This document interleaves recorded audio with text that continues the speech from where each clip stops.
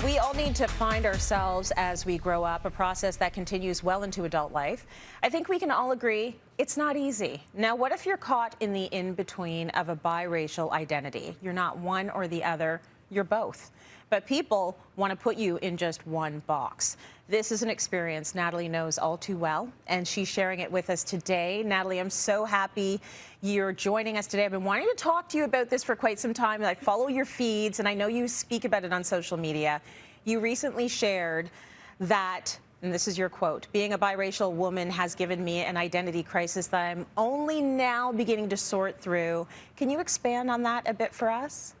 Absolutely. And I think you nailed it when you said, you're stuck between two different worlds. So, I've grown up being not white enough to be white, but not black enough to be black. And all of that is based on whoever I'm talking to, where I am, the time of year. I have a friend who says I'm her half white, half black friend because I'm white in the winter and black in the summer.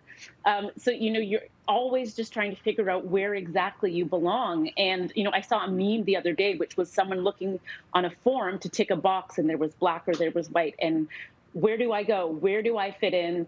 Where am I allowed to fit in? When it comes to emotions, what am I allowed to feel when it comes to either race? And how do I connect with either side? A huge chunk of the world watched Meghan Markle and Harry talking to Oprah about her experience with the monarchy. And did any of that hit home for you with regard to your biracial identity? Absolutely. It was a really, really tough watch for so many reasons. But, she's light skinned like myself. And, I know there is a level of privilege that goes along with that proximity to whiteness. And it just really highlighted that, anyone who has any sort of black, any sort of color, you are not safe. No matter where you are, what you're doing, whether you're married to a prince or whoever, you are not safe. And it really highlighted a lot of the emotions that I've been feeling throughout my entire life.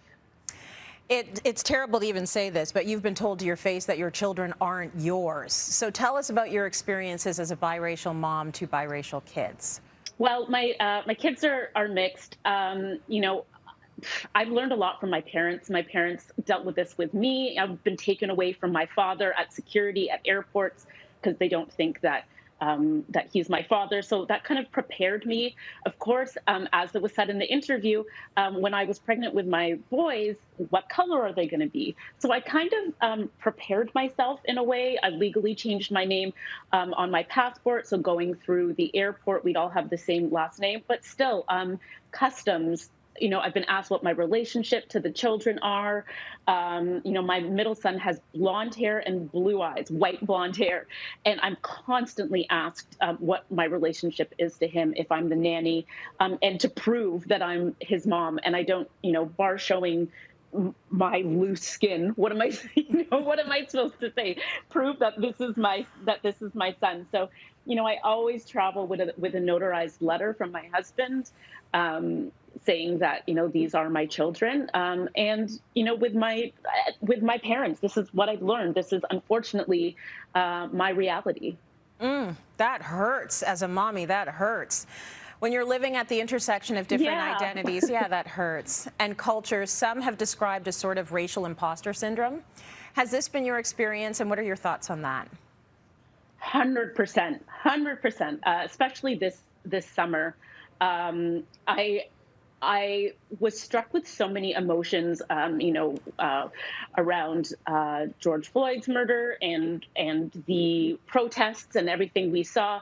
I found it very, very tough to deal with, but I thought, am I allowed to do that? Am I allowed to feel this sort of emotion, this sort of sadness and pain, because I know that I am light-skinned. And I know that, there are women who have darker skin than me, and they have had different issues.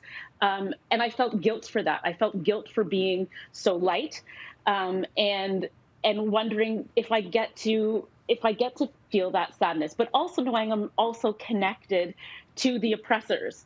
And just kind of wondering where I fit in there. And, again, comes back to that identity crisis of being not enough of either. And knowing that I don't officially have the feeling like I don't have the right to empathize with either side of my race. That is really interesting, and that makes perfect sense to me. Like, I get it and I hear you.